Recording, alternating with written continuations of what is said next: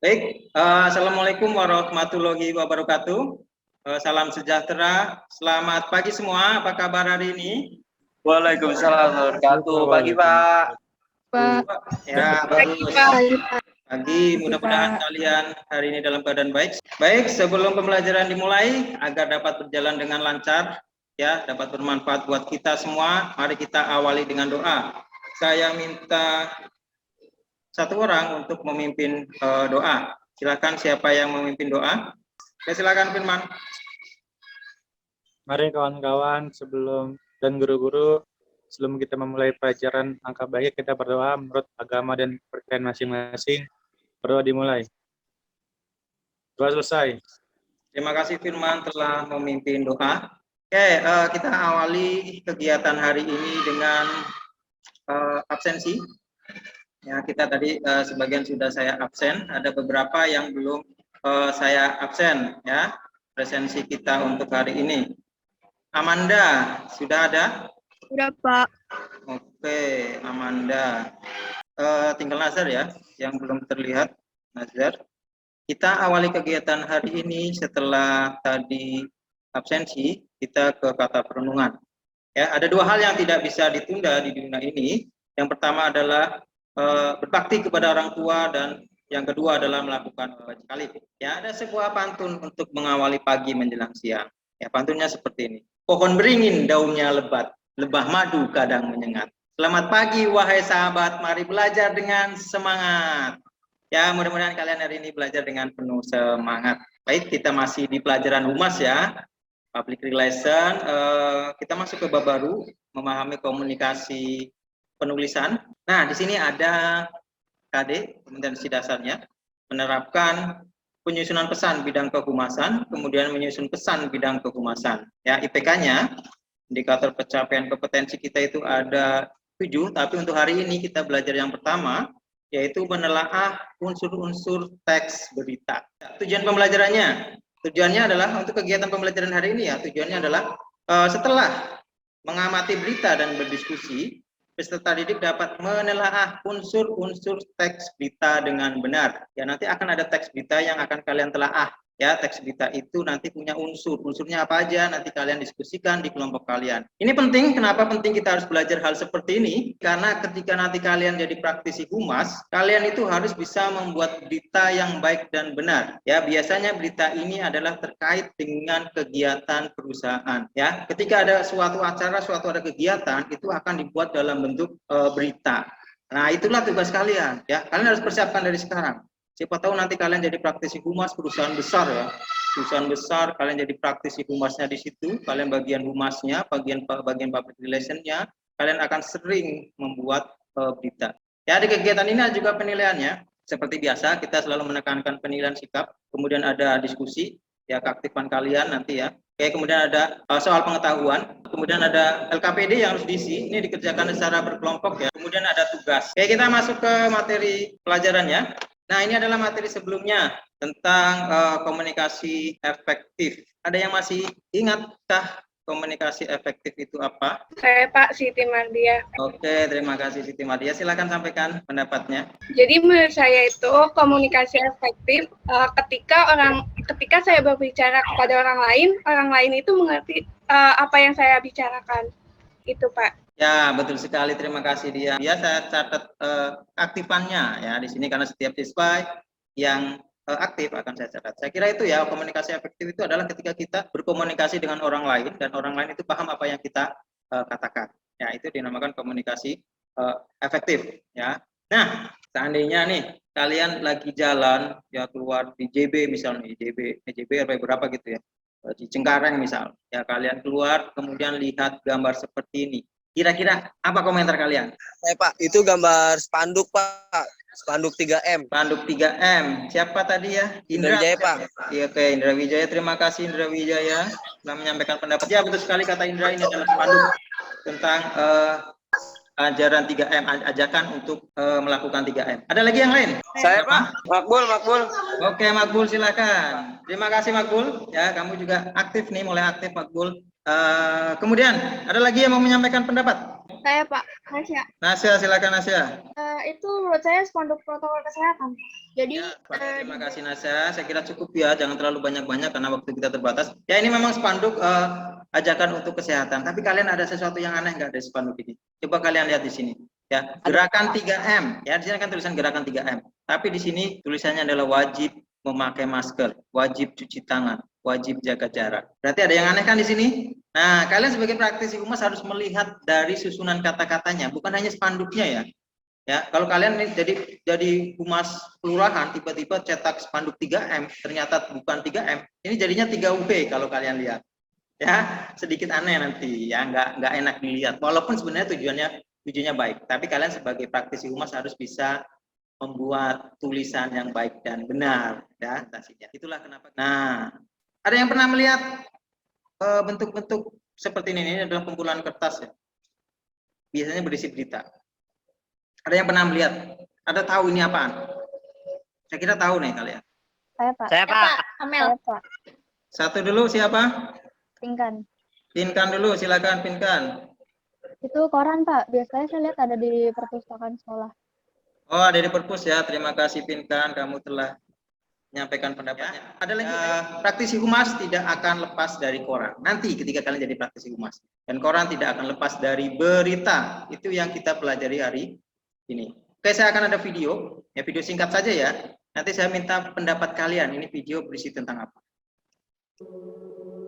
Ya, bisa saksikan video ini. Nanti saya minta 1 atau 2 orang untuk berpendapat. Oke, saya kira cukup ya. Saya kira cukup. Saya kira kalian bisa mendapatkan apa maksud dari berita ini. Oke, silakan ada yang mau menyampaikan pendapatnya. 1 atau 2 orang saja.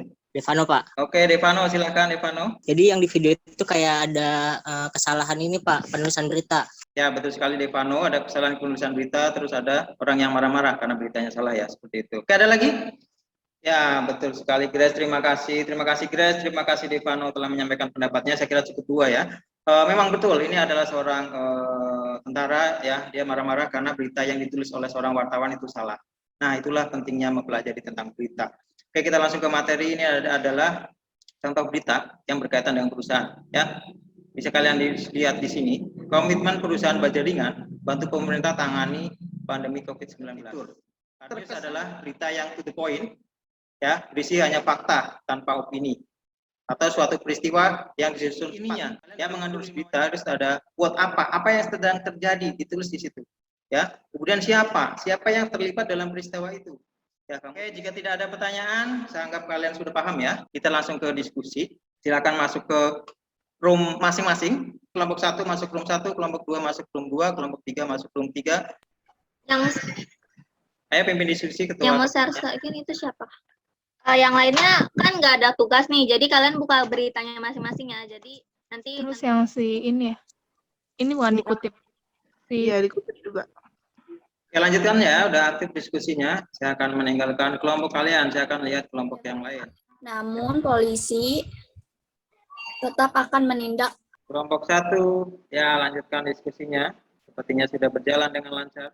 Nanti kalau seandainya kalian keluar sendiri, berarti kalian telah waktu habis ya. Berarti kalian akan masuk ke room utama dan waktunya sudah habis. Oke, beberapa sudah kembali ke room utama ya. Kita sambil tunggu teman yang lain. Oke, sambil menunggu, saya ada namanya ice breaking sebentar ya. Cukup 1 menit saja biar kalian sedikit fresh. Ya, lihat seperti ini ice breakingnya. Kalian boleh ikutin ya. Kalian boleh ikutin saya. Ya, tangannya mana? Tangannya seperti ini. Kalau tangannya kasih lihat saya tangannya. Ya, di sebelah kiri seperti ini. Ya, di sebelah kiri, taruh sebelah kiri tangannya. Ya, lihat teksnya. Itu lagunya ya. Seperti ini kegiatannya. Goyang, miring-miring, kok jadinya. Ya, tujuannya agar kalian nanti bisa lebih fresh ya. Yang penting itu bergerak, entah itunya benar atau tidak ya gerakannya. Oke, saya kira udah kembali semua ke sini ya, udah semua ya. Bisa silakan 1 kelompok yang sudah siap. Siapa? Kelompok saya. Oke, silakan kelompoknya Adela kalau nggak salah ya tadi yang mau bicara. Oke, selamat siang semuanya. Saya dari kelompok 3 ingin membacakan hasil kerja kelompok saya. Jadi anggotanya itu ada saya, Saipul, Makbul, Tria, Firman, Grace, dan Kadafi. Langsung ke pertanyaannya aja ya. Jadi yang pertama itu kan judul beritanya. Nah, judul beritanya itu Operasi Patuh Jaya 2021. Terima kasih Dela telah menyampaikan pendapat dari kelompoknya Dela. Kelompok lain, ayo ada yang mau bertanya atau tidak? Ayo kelompok lain. Ya silakan bertanya. Randy, Pak. Randy silakan. Kenapa berita harus ada unsur 5W1H? Ya silakan kelompok Dela untuk jawab terlebih dahulu. Saya Patria Bajak. Ya silakan Tria. Karena kalau nggak pakai 5W1H, informasi yang didapat kita itu nggak lengkap. Jadi kita nggak tahu kapan, apa yang terjadi, siapa. Jadi kurang lengkap beritanya. Terima kasih Tria telah menyampaikan jawabannya. Saya kira terjawab ya Randy. Ada lagi yang mau bertanya? Oke, saya kira cukup ya karena waktu terbatas. Sekarang kita akan ke kesimpulan ya. Tadi kita bicara tentang 5W1H, itu kan. Tadi di berita yang kalian lihat, ya, yang kalian baca, itu unsur 5W1H-nya ada semua nggak? Ada, Pak. Ya, itulah fungsi 5W1H. Biasanya berita yang bagus, tadi kan sumbernya Kompas ya. Kompas adalah harian yang cukup bagus. Ya, wartawannya ketika membuat berita harus ada unsur 5W1H. Ya, kenapa harus ada seperti itu? Agar beritanya itu lengkap. 1H. Sekarang kita kesimpulan. Ada yang mau menyimpulkan nggak dari hasil kelas kita hari ini? Saya Alexa. Oke, Alexa, silakan. Kesimpulannya apa, Alexa? Jadi kesimpulan itu, di sebuah berita itu pasti ada 5W1H. Karena di sebuah berita membutuhkan fakta-fakta yang ada, terus biar beritanya itu lengkap. Oke, terima kasih Alexa. Sudah lengkap kesimpulannya. Ada lagi yang mau menyimpulkan? Saya Pak Selvi. Oke, Selvi, silakan Selvi. Jadi setiap komunikasi yang berisi informasi itu harus disampaikan secara lengkap dan fakta. Kayak ada 5W1H-nya juga, agar beritanya lengkap. Ya, betul sekali apa yang dikatakan Selvi. Berita memang harus lengkap, harus ada unsur 5W1H-nya. Nah, setelah kalian berdiskusi tadi, kalian membaca sedikit ya, dari membaca modul mungkin. Saya minta kalian nanti untuk mengerjakan soal. Ya, soalnya ada di sini, di Google Form. Ya, ini nanti di-share di Google Classroom. Saya kira itu untuk latihan soalnya. Setelah ini kita ke refleksi. Setelah kalian belajar tadi, kira-kira perasaan kalian itu bagaimana sih?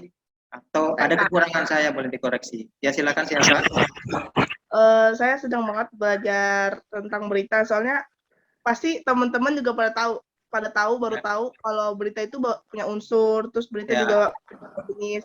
Karena belajar ini saya juga tahu berita ada 2 jenis, ada hard news, ada feature gitu kan. Terus unsurnya juga 5W1H gitu. Ya, terima kasih Tria Ananta. Terima kasih telah berefleksi. Saya juga punya refleksi ya. Kalian hari ini luar biasa, sudah ada peningkatan untuk diskusinya juga. Ya, kalian sudah lumayan aktif untuk pertemuan kali ini. Terima kasih. Saya minta untuk dipertahankan. Oke, sekarang ada post test. Pertanyaan terakhir. Apa itu berita? Apa itu hard news? Apa itu 5W1H? Hanya seputar itu pertanyaannya. Saya minta 1 orang ya, saya akan tunjuk saja. Ya, mungkin Zejika bisa menjelaskan apa itu hard news, fitur, apa itu 5W1H. Jadi hard news itu sesuai fakta yang ada dalam berita dan isinya juga unsur ceritanya. Dari unsur 5W1H itu kayak ada when itu kapan, why itu mengapa. Ya, oke, terima kasih Zejika ya. Terima kasih telah menyampaikannya. Oke, satu lagi, ada yang bisa menjawab pengertian tadi? Di sini ada nama Pradeas, mungkin ada? Jadi kita itu ada 2, yaitu hard news yang sesuai fakta yang ada. Itu ada fitur. Fitur itu berita yang isinya santai dan ada unsur cerita di dalamnya. Dan berita pastinya ada unsur 5. Isinya ada what, who, when, why, where, and how. Oke, terima kasih. Pak Pradeas telah menjawab pertanyaan saya. Saya kira waktu sudah berakhir ya. Saya ada 1 tugas untuk pertemuan berikutnya. Kalian bisa lihat di sini. Nanti saya share juga di Classroom. Ya. Cari contoh materi selanjutnya. Kita akan membahas tentang menguraikan struktur umum penulisan. Oke, saya kira pembelajaran kita hari ini selesai. Saya akhiri dengan sebuah pantun. Ya. Di Bengkulu ada bunga rafflesia. Saya minta 1 orang untuk memimpin doa. Silakan Firman pimpin doa untuk penutupnya. Iya, Pak. Mari kawan-kawan dan guru, anggap baiknya kita mengakhiri ini berdoa menurut agama dan kepercayaan masing-masing. Berdoa dimulai. Berdoa selesai. Terima kasih, Pak. Baik, terima kasih semua. Terima kasih, Pak. Selamat siang. Assalamualaikum warahmatullahi wabarakatuh.